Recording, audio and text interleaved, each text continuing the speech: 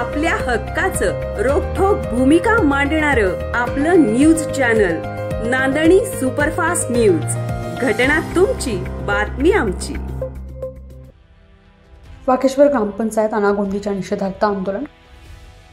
खटाव तालुक्यातील वाकेश्वर येथील ग्रामपंचायतीच्या अनागोंदी कारभाराची चौकशी करण्याच्या मागणीसाठी गावातील युवा सामाजिक कार्यकर्ते रुपेश तानाजीराव फडतर यांनी वडूज येथील खटाव पंचायत समितीच्या आवारात आमरण उपोषण सुरू केलं आहे.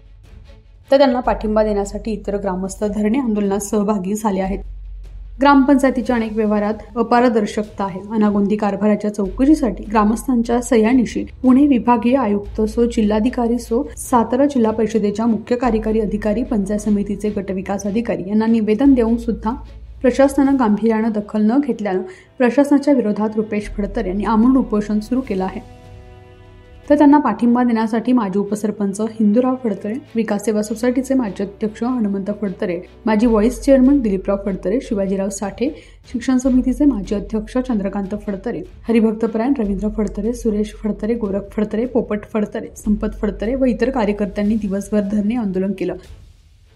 खटाव पंचायत समितीचे माजी सभापती संदीपदादा मांडवे, बाजार समितीचे उपसभापती विजयराव शिंदे, युवा नेते योगेश भाऊ, ॲडव्होकेट आनंदराव जगदळे, राजेंद्र चव्हाण आदींनी प्रत्यक्ष भेटून आंदोलनकर्त्यांना जाहीर पाठिंबा व्यक्त केला.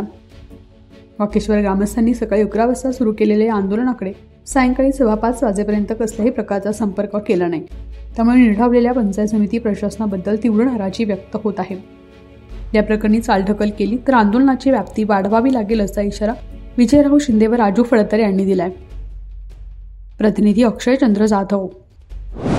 अशाच ताज्या घडामोडी पाहण्यासाठी आजच आपल्या नांदणी सुपरफास्ट न्यूज या यूट्यूब चॅनलला लाईक करा, शेअर करा आणि सबस्क्राईब करायला विसरू नका. नांदणी सुपरफास्ट न्यूज, घटना तुमची, बातमी आमची.